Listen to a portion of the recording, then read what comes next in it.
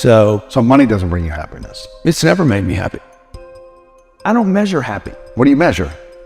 I measure accomplishments. I measure targets. I measure, who I'm helping, things that I can actually physically measure.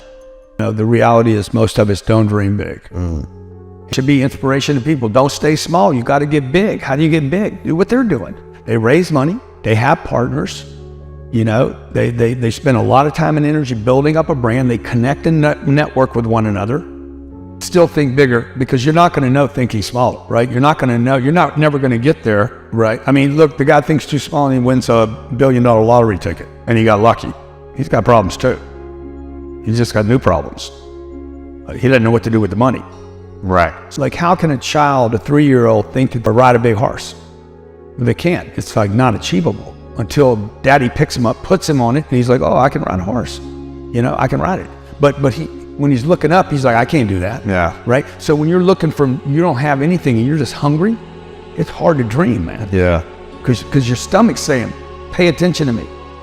You pick the fruit off the tree you can see.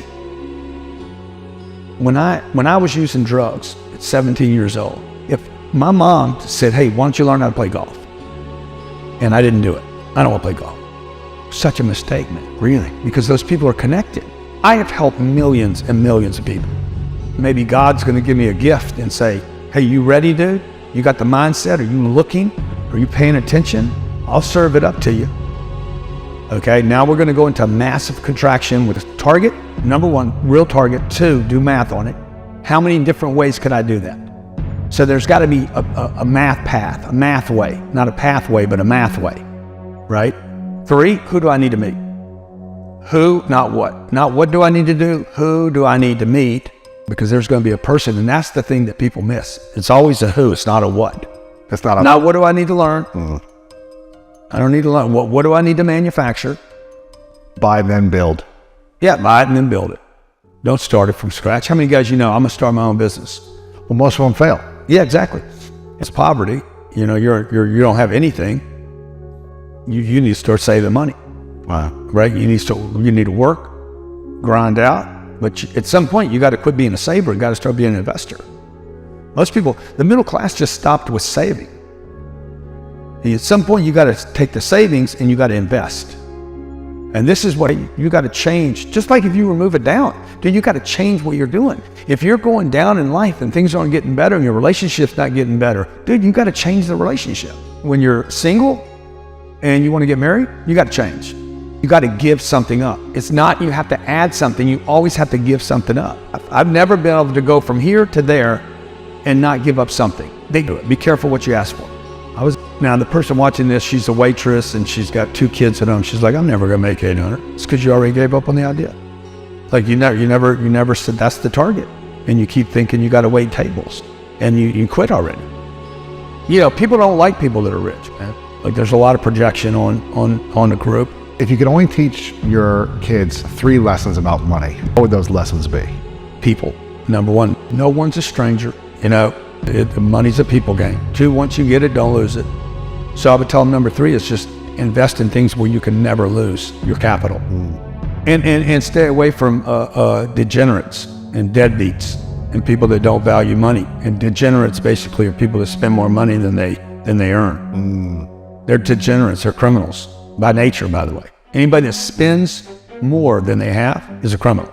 It's a violation of a spiritual law. Is happiness something you want more of or no? Do I want more happiness? Dude, I want more time is what I want.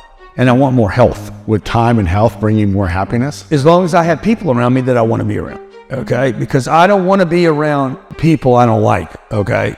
Under any condition. That's the thing that makes me most unhappy. Really? I don't like being around people that don't do stuff. I don't like people that talk about doing something and don't. I don't like being around people that can't pay bills and can't throw in and can't contribute, and because I know they can. Why is that so important for you to be relevant in 20 years? When my dad died, people forget about you pretty quick.